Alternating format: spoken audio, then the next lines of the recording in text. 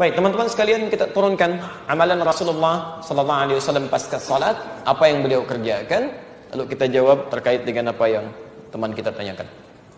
Pertama, seperti tadi kita uraikan dalam menjawab pertanyaan kawan kita yang pertama, amalan Nabi sallallahu alaihi wasallam pasca salat adalah sesuai dengan ketentuan Al-Qur'an di surah keempat An-Nisa ayat 103, kan? Fa idza qadaytumus salata fadhkurullaha qiyaman wa qu'udan wa 'ala junubikum. Maka jika kalian telah menyelesaikan sholat, bergegaslah untuk berzikir kepada Allah, baik dalam keadaan berdiri, duduk, ataupun berbaring. Bagaimana cara mengamalkan zikir ini? Karena kalimat di Qur'annya masih umum, zikir aja, ya. Kalau tidak dijelaskan bagaimana caranya, kita akan kebingungan. Apa Anda kemudian duduk, zikir, kan tidak, ya. Harus ada amalan yang jelas yang bisa kita kerjakan. Maka diberikan bentangan pilihan oleh Al-Quran. Semua amalan yang menjadikan kita ingat dengan Allah itu disebut dengan zikir.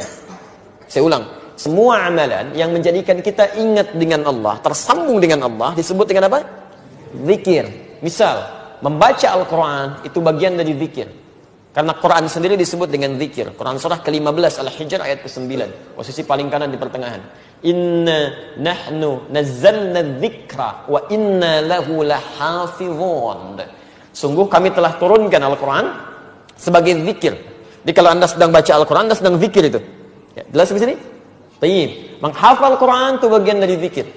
Bahkan disebutkan 4 kali di Quran surah 54 Al-Qamar ayat 17, ayat 22, ayat 32, ayat ke-40.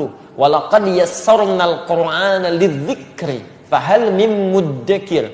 Dan sungguh kami telah mudahkan Al-Quran digunakan sebagai zikir. Ya, diingat, dihafalkan. Jadi menghafal Quran disebut dengan zikir. Jadi kalau Anda sedang menghafal Quran, itu pun Anda sedang berzikir di situ. Jelas di sini?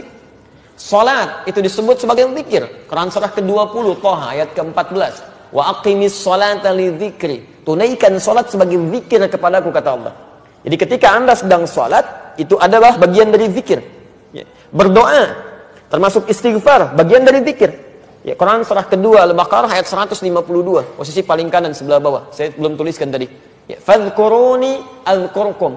Maka Anda zikir kepada saya ingat Anda. Dan doa sebagai bagian ingat kita kepada Allah Subhanahu wa taala, memohon kebaikan.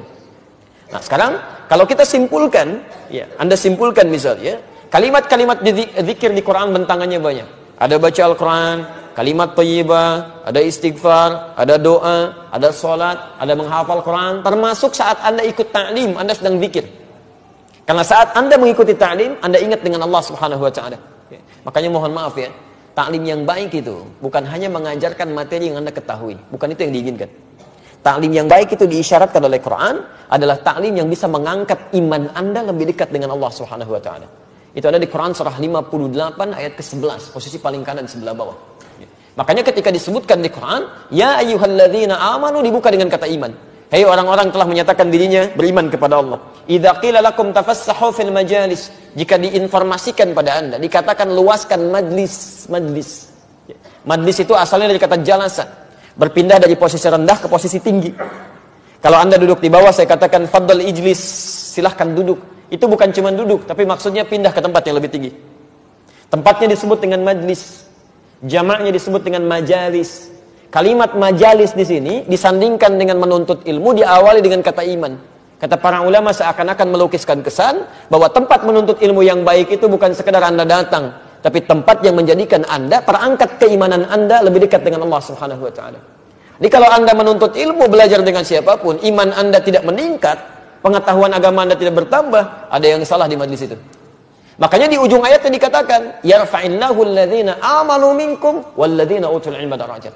Orang-orang yang belajar seperti ini, imannya akan diangkat oleh Allah, plus pengetahuannya akan bertambah. Silakan antum cek. Kalau antum masuk ke majlis ilmu yang seperti ini, pengetahuan Anda pasti nambah.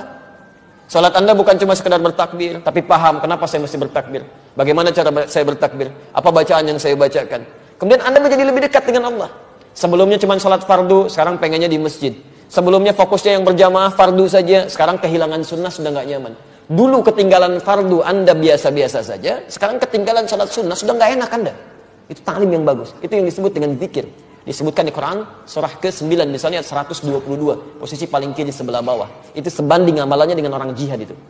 Nah, jadi dari semua amalan-amalan ini pasca salat, apa yang dikerjakan oleh Nabi? Apakah berdoa? Ataukah langsung istighfar? Atau kemudian beliau misalnya baca Al-Quran? Atau beliau menghafal Quran? Atau beliau mengajarkan dari materi keilmuan yang disebut dengan ta'lim itu? Bagaimana urutannya? Ditafsir di hadis-hadis ini.